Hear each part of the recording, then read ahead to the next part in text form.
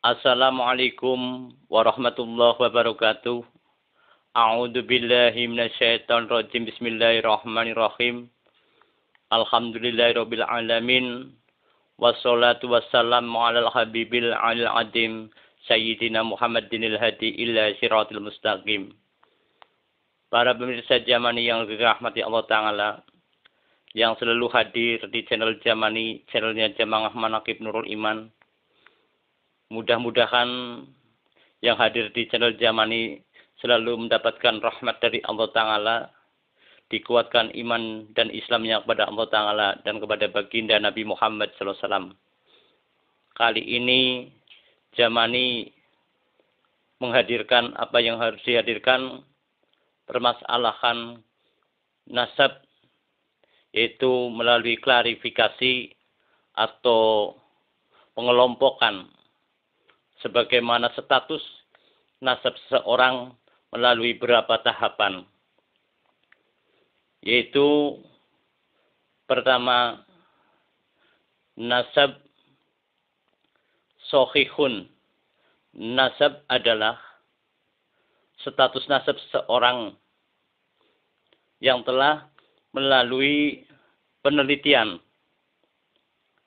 dan pengecekan serta penyidikan sebagaimana ternyata sesuai dengan buku rujukan yang ada.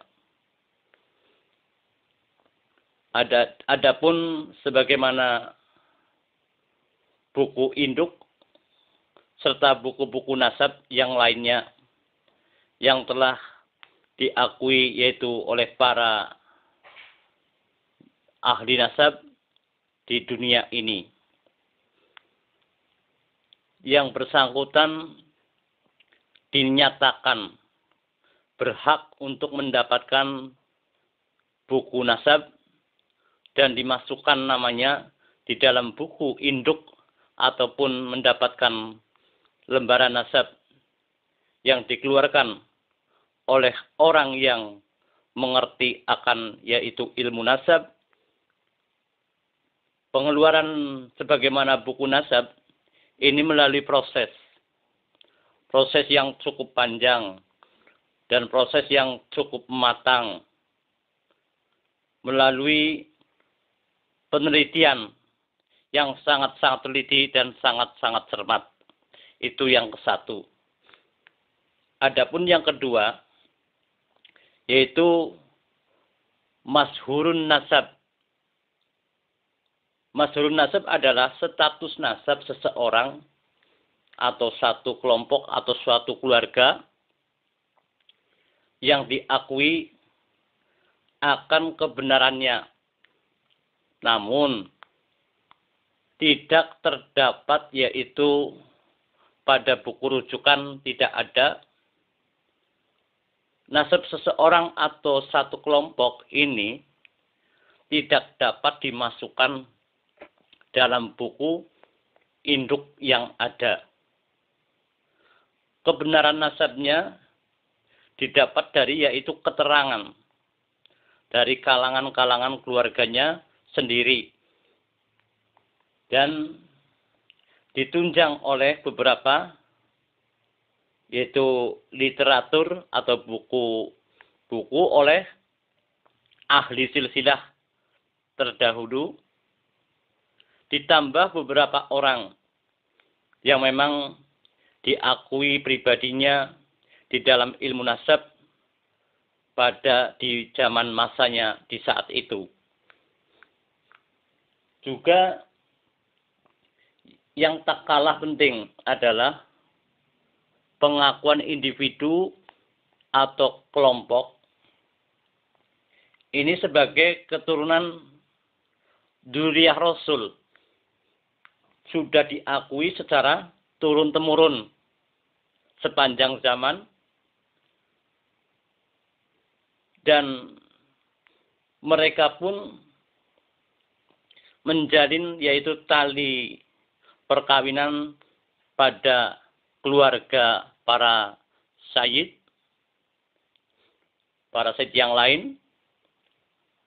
Pada umumnya keluarga yang dikategorikan dalam masyhurun nasab, ini adalah keluarga yang bukan berasal dari Hadramut. Sebagai contoh, yaitu Al-Barakwan dan bin Su'aib Al-Hasani dari Mekah, Al-Anggawi dari Maroko atau Maghribi, Al-Jilani atau Al-Qadiri Al-Hasani, yang sebagian berasal dari Qaidun Hadramut ataupun dari tempat lain, dan Al-Qudsi Al-Hasani dari Baitul Maqdis Palestina. Para pemirsa Jamani yang dirahmati Allah Ta'ala, untuk tahap urutan yang ketiga, yaitu Majhulun Nasab. Majhulun Nasab adalah status nasab seseorang setelah diadakan masa penyelidikan atau survei atau pengecekan dan atau penelitian, ternyata tidak didapatkan jalur nasabnya. Jadi setelah penelitian nggak ada jalur nasab. Ada beberapa kemungkinan penyebab tidak ada di jalur nasab terjadinya status ini, di antaranya karena ketidaktahuan atau kebodohan atau kurangnya pengetahuan masalah nasabnya ataupun niat-niat untuk memalsukan nasab. Di antaranya sebagaimana kelompok-kelompok adalah orang-orang yang menisbatkan diri dalam keluarga yang lain, sebagaimana dalam nasab keluarga tersebut sudah lebih bertahun-tahun tak tercatat secara tertib, secara rapi, tidak tercatat. Diperkirakan kurang lebih sampai 15 generasi yang telah terputus. Jadi dalam kurun waktu yang sangat begitu lama, sangat mungkin terjadi yaitu pemalsuan ataupun salah nisbah. Juga sudah bercampur aduk antara yaitu garis laki-laki dan garis perempuan. Maka nasab ini adalah nasab yang sudah tak dapat disambungkan lagi, yaitu ke dalam datuk-datuknya atau moyang-moyangnya yang mereka nisbat. Para pemirsa Jamani yang dirahmati Allah Ta'ala, kemudian ada yaitu yang disebut yang keempat. Yang keempat, Masqukun nasab. Masqukun nasab adalah status nasab seseorang yang diragukan. Diragukan kebenarannya. Karena di dalam susunannya terjadi kesalahan atau terlompat-lompat beberapa nama. Hal ini dikarenakan terjadinya kelengahan, sehingga tidak tercatatnya yaitu beberapa nama, lengah. Akhirnya tidak tercatat beberapa nama pada generasi tertentu. Maka nasab, status nasab ini seperti ini dapat saja ditemukan jalur nasabnya yang benar, bisa terjadi benar. Atau malah terbukti bahwa nasab ini bisa terjadi juga palsu atau mardud. Jadi apabila terjadi suatu seperti ini, bisa terjadi benar, bisa terjadi palsu atau mardud, atau bisa terjadi salah. Kemudian yang kelima, mardudun nasab. Mardudun nasab itu adalah status nasab seseorang yang dengan sengaja melakukan pemalsuan nasab. Contoh sebagaimana mencantum beberapa nama yang tidak memiliki suatu hubungan dengan yaitu susunan jalur nasab yang ada. Berarti pemalsuan nasab. Itu namanya mardudun nasab. Ataupun menisbatkan namanya dengan yaitu kabilah tertentu. Dengan bersandarkan dengan cerita atau bersandarkan dengan riwayat dari seseorang yang tidak memiliki ilmu nasab. Atau termasuk individu tertentu yang mencari tujuannya yaitu mencari keuntungan bidang ekonomi atau bidang yang lain, bidang ekonomi atau secara pribadi, dan ada juga yang melalui sebagaimana mimpi dan hal-hal yang tidak dapat dipertanggungjawabkan secara ilmiah. Ada beberapa motif orang yang menyebabkan karena mereka ingin bertindak yaitu memalsukan nasab. Itu ada beberapa motif bertujuan memalsukan nasab. Itu gimana? Tujuannya supaya digelari punya gelar sayyid atau punya gelar habib atau dan yang lainnya.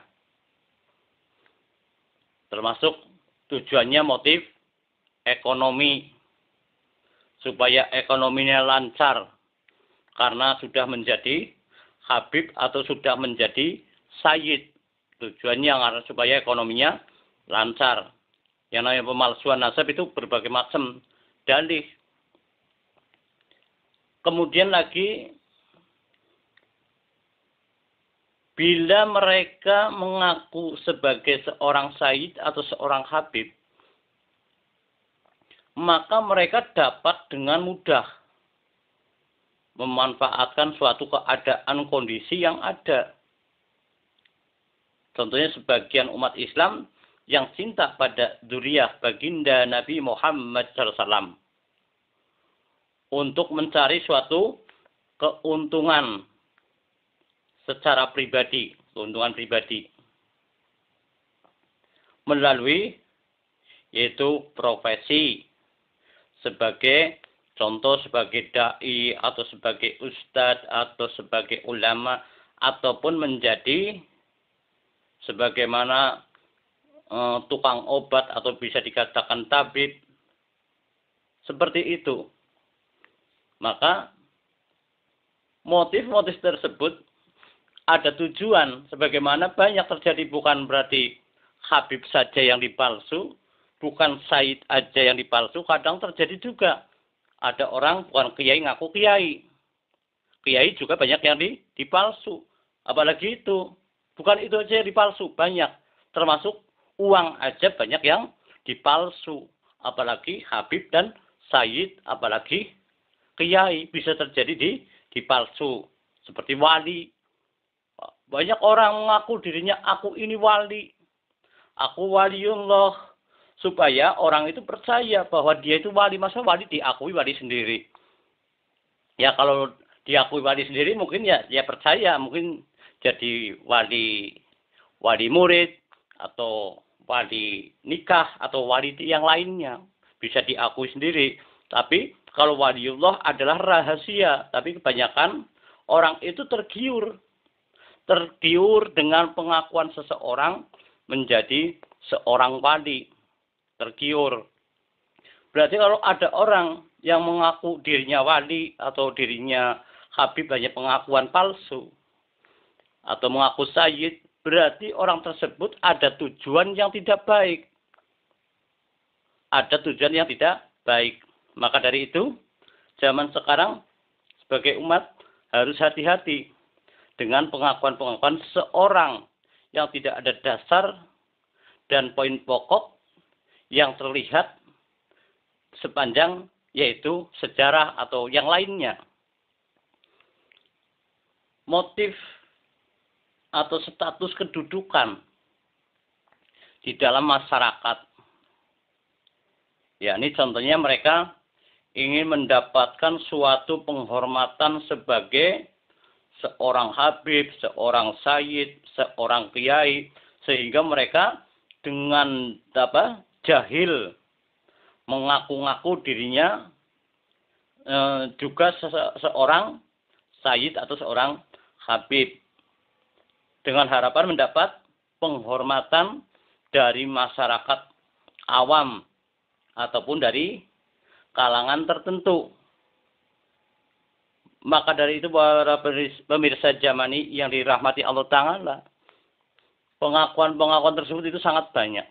Sangat banyak. Maka dari Jamani mengingatkan harus hati-hati andai kata ada pengakuan-pengakuan seperti itu. Supaya lebih tenar, lebih itu, atau yang lainnya ada tujuan yang lain pasti. Kalau orang mengaku yang bukan haknya, pasti ada tujuan lain, ada motif-motif yang tidak baik. Maka kita harus berhati-hati. Adapun yang keenam, tahtal bahas atau dalam pembahasan adalah suatu status nasab seseorang yang mana di dalamnya terjadi kesimpang siuran. Dalam arti statusnya tidak jelas, simpang siur. Dalam susunan, yaitu susunan namanya tidak jelas susunan namanya. Hal ini banyak penyebabnya. Di antaranya karena apa? Yang bersangkutan ditinggal oleh orang tuanya, bisa terjadi dalam keadaan masih kecil, atau terjadinya kehilangan komunikasi dengan keluarganya, atau terjadi kesalahan dalam menuliskan urutan-urutan namanya. Nih, kadang-kala terjadi kesimpang siuran, padahal bisa terjadi sahih, tapi simpang siur di dalam informasi, atau contohnya ditinggal dari orang tua dari kecil dan tidak mengetahui sebagaimana saudara-saudaranya orang tua. Akhirnya informasinya tidak valid karena akhirnya terjadi simpang siur, atau terjadi kehilangan komunikasi dengan keluarganya. Contoh, ada keluarga habib atau sayyid masih kecil, tertinggal di jalan atau di mana. Nah, hilang, akhirnya nggak tahu statusnya. Bisa terjadi seperti itu. Dalam menuliskan urutan-urutannya, nama-namanya salah dalam menulis urutannya, bisa terjadi seperti itu. Maka status nasab ini bisa menjadi yaitu sahihun nasab, atau yaitu majhulun nasab, atau mardudun nasab, sesuai dengan hasil penyelidikan atau penelitian dan pengecekan yang dilakukan oleh yaitu pihak-pihak yang berwenang menentukan suatu yaitu nasab yang ada. Para pemirsa Jamani yang dirahmati Allah Ta'ala, kemudian yaitu yang ketujuh,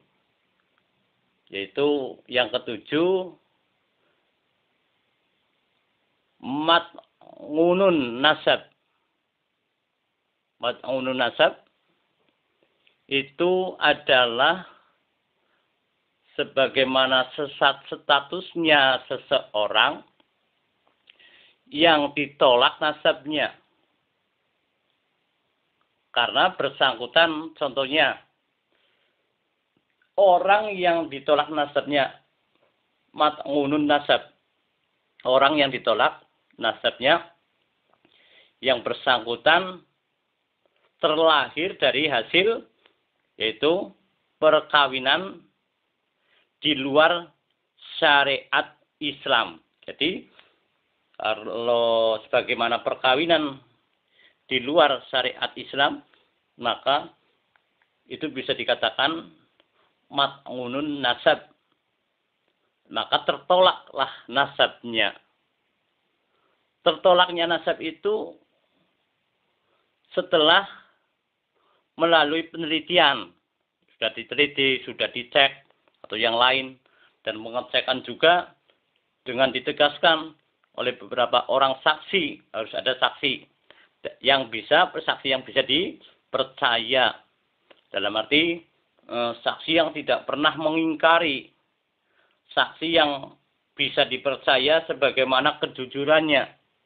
Saksi yang tidak pernah berbohong. Seperti itu.